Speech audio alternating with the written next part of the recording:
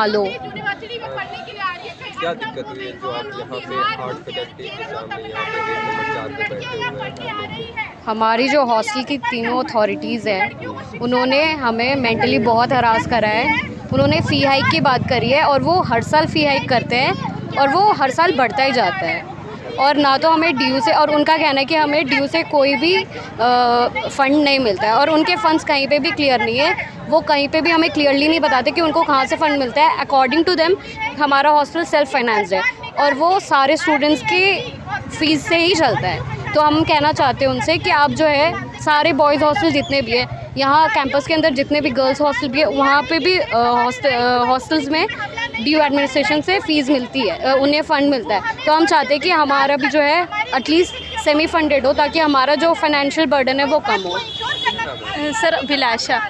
वो क्या दिक्कत हुई है? सर वही फ़ी हाइक का सेम इशू है कि हर साल फ़ी हाइक होती जा रही है। तो हमारी डिमांड है डीयू से भी, अथॉरिटीज़ से भी कि सब मिलके हमारे लिए हॉस्टल के लिए हम डीयू से अपने लिए फ़ंड मांगे ताकि हर साल जो हमारा फ़ी हाइक का इशू है वो फ़ी हाइक ना हो। Yes sir. और अभी बच्चों को बार बार नोटिस आ रहे हैं कि आप हॉस्टल खाली करो, तो इंस्टेड ऑफ हॉस्टल खाली करने के बजाय उनको परमानेंट लेना स्टार्ट कर दें। वो कब आई थी? सॉरी सर, अभी सर अगस्त में आए, तब एग्ज़ाम चल रहे थे उसी ड्यूरेशन में। Yes sir. एग्ज़ाम बार बार उन्होंने बोला था कि आपका या तो विद इन 15 डेज़ आपके नोटिस आने के बाद खाली कर दीजिए या फिर आपका जैसे एग्ज़ाम ख़त्म होता है उसके बाद विद इन 1 वीक आप खाली कर दीजिए। उत्कृष्टा। क्या मामला है जो आप यहाँ पे आर्ट? जी, हम लोगों ने RGH हॉस्टल में सब ने कुछ महीनों पहले ही एडमिशन लिया था और हमें विद इन 2-3 मंथ्स ज़बरदस्ती हॉस्टल से निकाला जा रहा है क्योंकि हम लोग फ़ी हाइक के लिए प्रोटेस्ट कर रहे थे। तो उस चीज़ के लिए हमें दबाने के लिए दूसरे बहानों से हमें निकाला जा रहा है। तो हम लोग ये मांग कर रहे हैं कि हमें सिर्फ गेस्ट स्टूडेंट का बहाना देके बीच एग्ज़ाम में धमकी भरे नोटिस भेज के इस तरह से हरास ना किया जाए, निकाला ना जाए और फ़ी हाइक इतनी एक्सेसिव आर्बिट्रेरी फ़ी हाइक ना की जाए और RGH जो हॉस्टल को एक यूनिवर्सिटी फंडेड हॉस्टल बना जाए जैसे कि बाकी सब हॉस्टल्स हैं। तो हम इन्हीं अधिकारों के लिए यहाँ पे लड़ने आए हैं और अपनी प्रोवोस्ट और वार्डन प्रॉक्टर जो भी अथॉरिटीज़ जो हमारी तरफ इनडिफरेंट है, इनसेंसिटिव है, उनके खिलाफ नारे लगाने आए हैं, उन्हें अपनी बात सुनाने आए हैं ताकि वो हमसे बात करें और हमारी मांगों को समझें और पूरा करें। क्या नाम है? दीपांशी। आप यहाँ पे किन मांगों को लेकर? हमारी 2-3 मांगे हैं। पहले तो हमारा फ़ी हाइक हुआ है, दूसरा हमको बोला जा रहा है कि आपको हॉस्टल वेकेट करना पड़ेगा। मुझे समझ में नहीं आ रहा कि हमारा सेमेस्टर कंटिन्यू है, हमें कोई ब्रेक नहीं मिला है और फिर भी हमको बोला जा रहा है कि आपको वेकेट करना पड़ेगा। मैं बिल्कुल रिगरस एडमिशन प्रोसेस से गुजरी हूँ हॉस्टल में।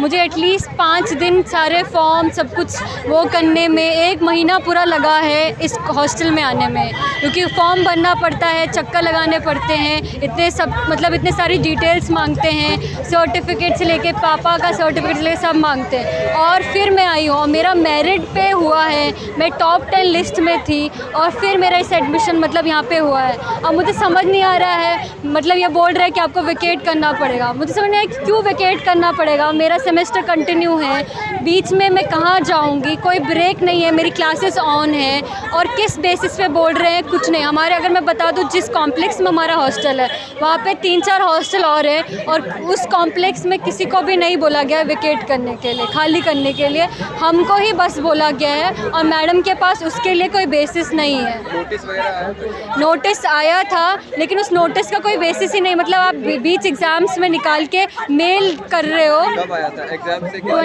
22 अगस्त को आया था। उस टाइम पे सबके एग्ज़ाम्स चढ़े थे, बहुत लोग टेंशन में हो गए थे। लास्ट एग्जाम कब? मेरा लास्ट एग्ज़ाम था 26 को ख़त्म हुए हैं। मेरे कई फ्रेंड्स के और लेट तक थे, 1 सितंबर तक थे और मेरे मतलब वो बहुत एंग्जाइटी, बहुत टेंशन में आ गए थे और मुझे भी इतनी टेंशन हो गई थी। मेरे पेरेंट्स इतने टेंशन में हैं, रोज़ मुझे कॉल करके पूछते हैं, इसलिए मुझे तो अगर आप टेंशन में थे तो आपने पेपर कैसे दिया? बहुत मुश्किल से, मतलब इतना दिमाग ख़राब हो गया था। मेरे हॉस्टल में कुछ लड़कियां तो मेरे पास जो मेरे बगल में रूम रहती थी वो तो रोने भी लगे कि दीपांशी क्या होगा, मतलब कैसे हम लोग करेंगे ये सब करके, इतना टेंशन में आ गए थे। तो मैंने टेंशन में ही आकर 25 को मैं और जो रिप्रेजेंटेटिव थे वो 27 को आई गेस हम लोग वहाँ चले गए थे DCW दिल्ली वुमेन कमीशन। वहाँ से हमने हेल्प लाई, लीगल हेल्प लाई। हमने बोला कि मैम हम बहुत परेशान हैं, आपको हमें मतलब बीच में आना ही पड़ेगा, पूरा प्रोसेस को हॉल्ट में डालना ही पड़ेगा।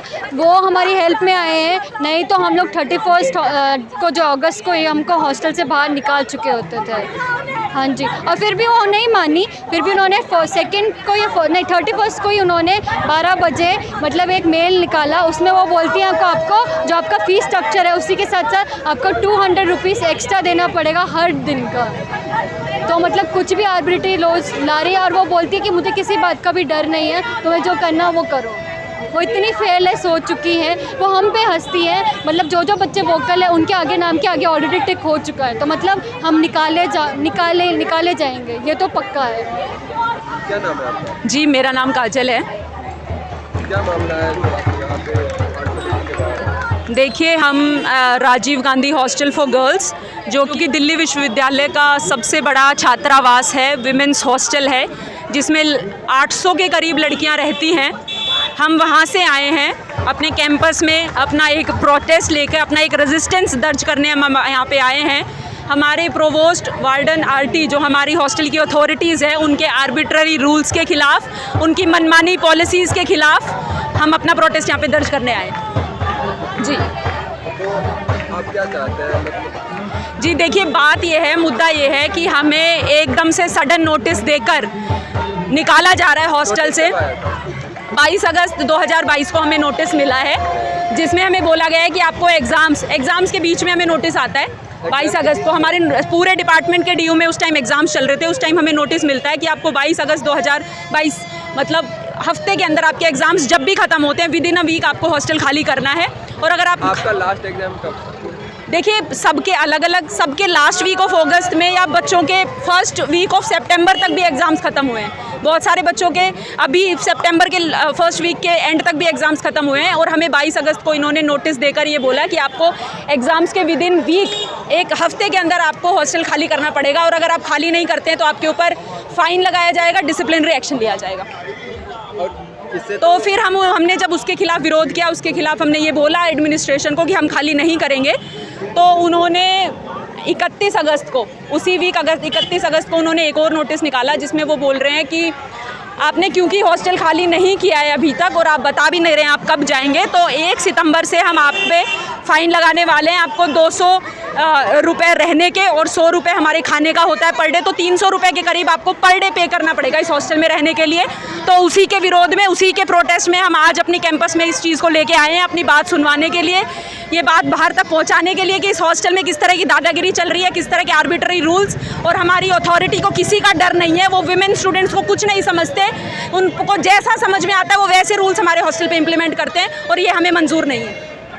एक तरह से बताया जाए तो आपके साथ मानसिक प्रताड़ना? जी, हमारे साथ बहुत ज़्यादा मेंटल हैरेसमेंट इस तरह से हुआ है। मैं आपको बता देती हूँ क्या हैरेसमेंट हुआ है। जब हमने ये बात अथॉरिटी को रखी कि हम नहीं करेंगे खाली और हमारे पास कोई जगह जाने के लिए नहीं है, दूर दूर से लड़कियां यहाँ पे आके रह रही हैं, अक्रॉस इंडिया से यहाँ पे बच्चे आके रहते हैं और हमारे पास कोई जगह नहीं है, ना हम अफोर्ड कर सकते हैं, बाहर इतना महंगा है। तो जब हमने ये बोला तो हमें पर्सनली टारगेट किया गया, हमें मार्क करा गया कि आप कौन है, अपना नाम बताइए। बच्चों को डराने के लिए, उनको इंटिमिडेट करने के लिए वो मार्क करते हैं बच्चों को, उनको कोई भी बात बोलो तो उनको डराते हैं।